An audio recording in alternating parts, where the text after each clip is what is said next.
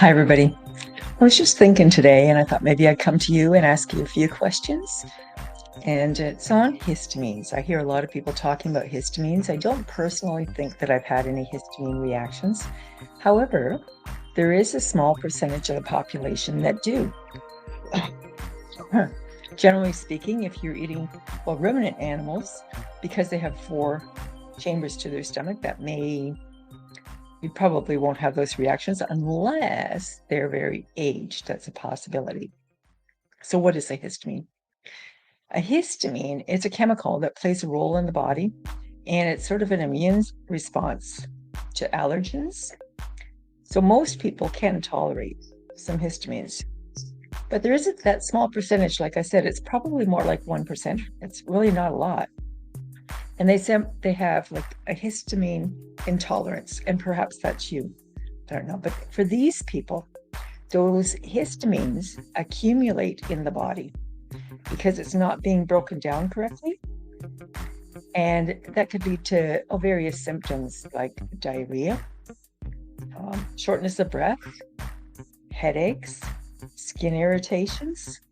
So if you think you have a histamine response, you may want to look at what foods may be causing that. And just see if you remove that food, if your symptoms will go too. I'm so sorry.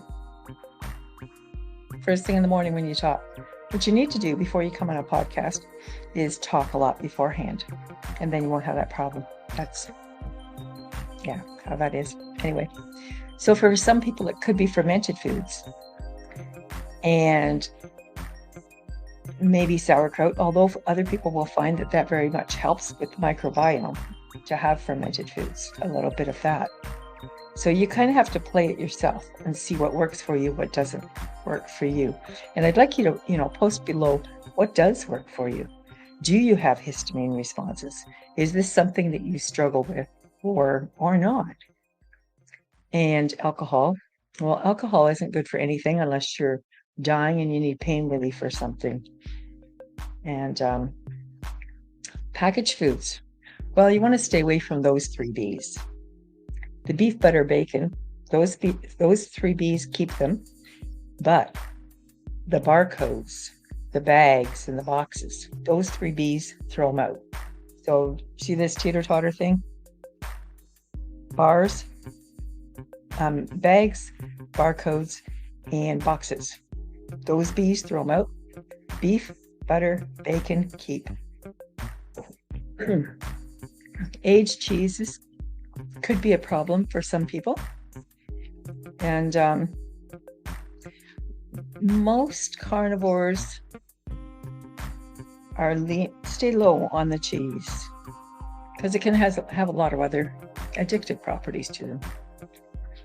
But they also can have some benefits, right, with oxalates, because if you're going to add cheese or dairy with an oxalate, it's going to modulate the effect of that oxalate. So you want to consider that one too.